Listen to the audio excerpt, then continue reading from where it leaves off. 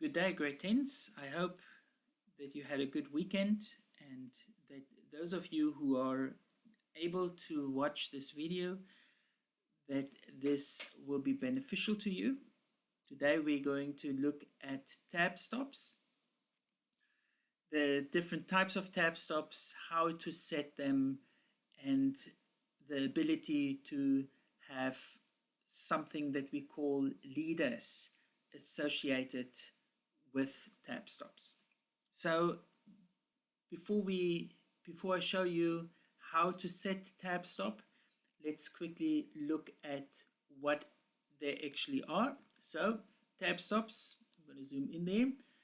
Tab stop is where the cursor stops after the tab button is pressed.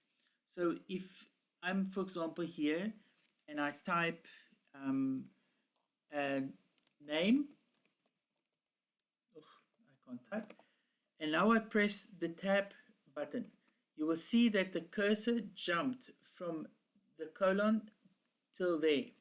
So I can write now a name, Peter. And now I can write H colon, and I press the tab button, and you can see it jumped further now to be aligned with Peter.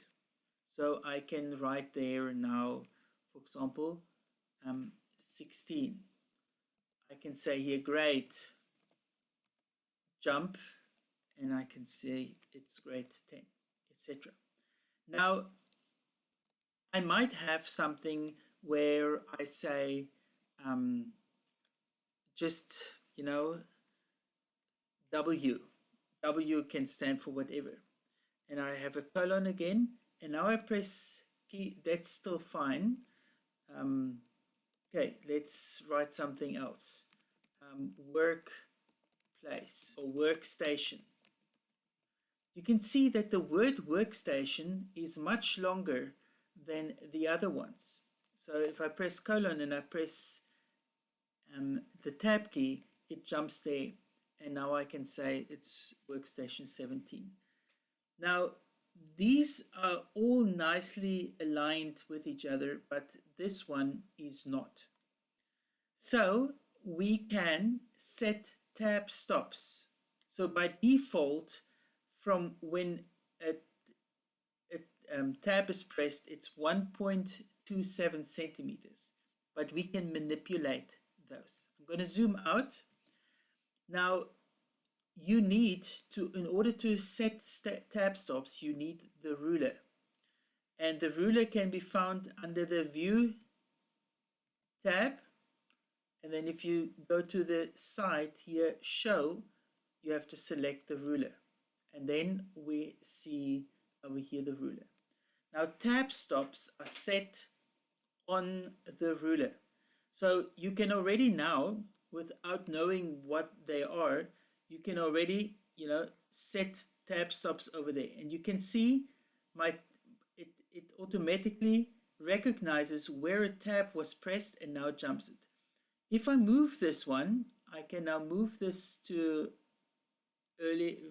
further or closer, and you will see the text moves with it.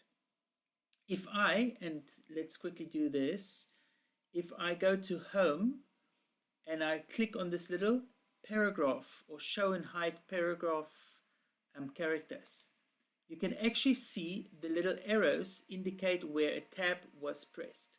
So over here, we can now simply move this. I'm going to zoom out because I want to show you that here on the side, we can actually select the type of tab that we want.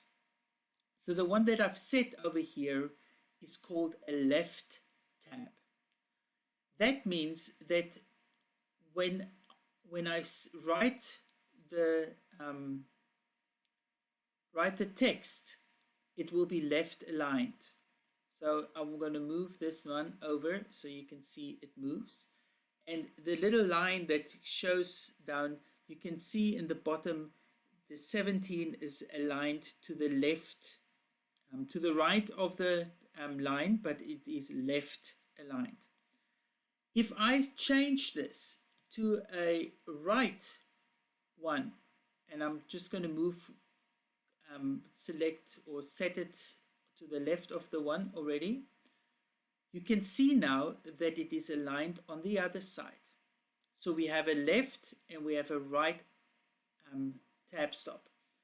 Then if you click on this again, we have a this is a decimal tab. That is applicable for decimal numbers. So that means if I click here and I click again because I've got the other tab stop there as well. So if I have a number 12.78, and now I'm going to go to that one and I'm going to say 130 point. So you can see it now aligns according to the decimal point. It's very nice if you have numbers, decimal numbers that you want to display. And then the last one that we have, we just have to double click, there is the center one. So if I select, I was too quick, I'm going to show you just now what happens when you double click. So I'm actually going to take all of them out for this specifically. And can you see how I did that? I just select it and I drag it off. So I can set it by clicking on the ruler, double clicking on the ruler, sorry. We're just selecting by clicking on the ruler, and if I select this one and drag it down, I can remove it or delete it. Okay, so this center one, I can, for example, write my name and write something smaller and write something bigger. So you can see it is a center aligned with each other. You can also, I hope you saw this, if I'm going to delete all this now, and I'm going to take off my tab stop as well. And I'm going to set one right aligned tab stop. So there we go. And I'm going to set that at position number 5. I've set this one on one line only. So now I can write here my name, and I'm going to press tab. Let me center this. And I'm going to write there my name.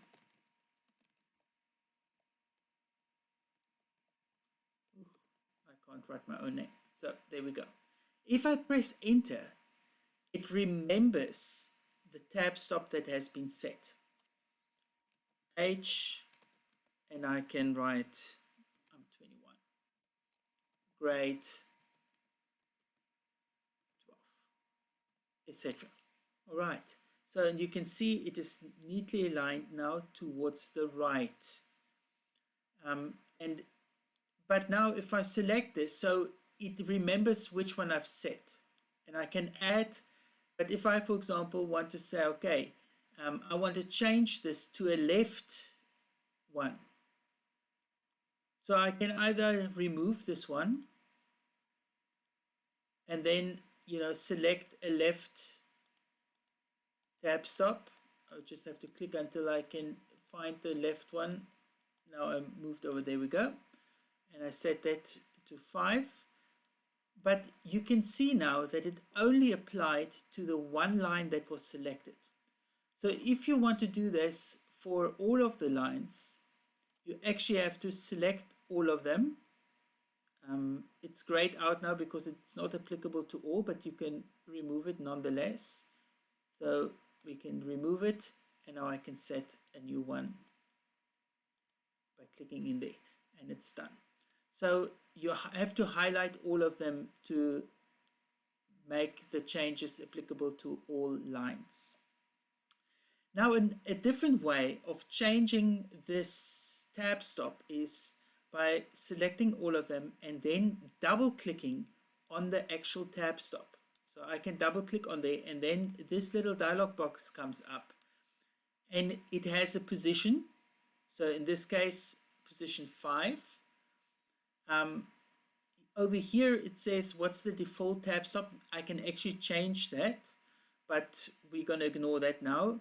And here I can now change the alignment of that tab stop. So it is left at the moment, but I can also make it a right one. So it has a left, and if I press OK now, you can see that it changed to a right aligned tab stop again. Right, then the one more thing that I have to highlight is a leader. A leader is not an imaginary line, it is actually a physical line that guides the eye from what is written on the left to the next information. Or it could be used to provide lines. For example, if I have a test, you know, I've got now this information and I want to say, okay, fill in, you know, the form, name, and then I will have here surname, another tab. Let me change this one to a left one. And we'll have another one over here. Okay, but now I want to create a line that the user can actually write on.